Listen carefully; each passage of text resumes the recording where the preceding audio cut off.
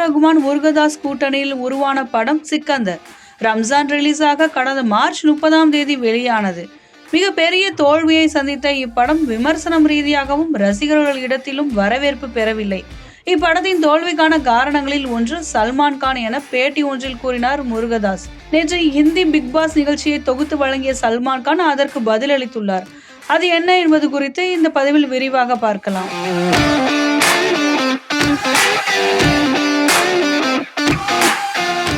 சிக்கந்தர் படம் தோல்வி குறித்து முருகதாஸ் அளித்த பேட்டியில், ஒரு நட்சத்திரத்தை வைத்து படம் எடுப்பது அவ்வளவு சுலபமில்லை.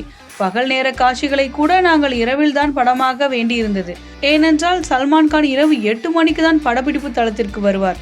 அதிகாலையில் இருந்தே படப்பிடிப்பை நடத்துவது எங்களுக்கு பழக்கமான ஒன்று. ஆனால் அங்கு நிலைமை அப்படி இல்லை. ஒரு காட்சியில் 4 குழந்தைகள் நடிப்பதாக இருந்தால் அதிகாலை 2 மணிக்கு தான் அவர்களை வைத்து படமாக வேண்டியிருக்கும். அது அவர்கள் பள்ளியில் இருந்து திரும்பும் காட்சியாக இருந்தாலும் கூட அந்த நேரத்தில் அவர்கள் சோர்வடைந்து தூங்கி விடுவார்கள். கதை உணர்ச்சிகரமானதாக இருந்தாலும் என்னால் அதை சிறப்பாக செயல்படுத்த முடியவில்லை என கூறியிருந்தார். இதற்கு தற்போது நடந்து வரும் பிக் பாஸ் 19 சீசன் நிகழ்ச்சியில் பதிலளித்திருந்தார் சல்மான் கான். சமீப காலங்களில் எந்த படத்திலும் நடித்ததற்காக நான் வருத்தப்படவில்லை. சிக்கந்தர் அப்படியான படம் என்கிறார்கள். ஆனால் நான் அதை நம்பவில்லை. படத்தின் கதை நன்றாக இருந்தது.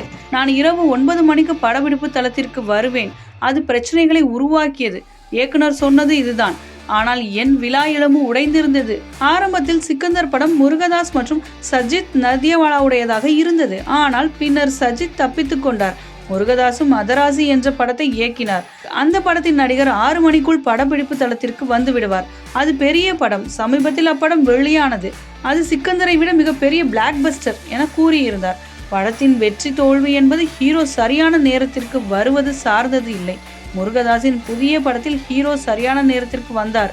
ஆனாலும் படம் தோல்விதானே என்ற கிண்டலான தோணியில் சல்மான் கான் பேசியிருப்பது பேசுபொருளாகி இருக்கிறது.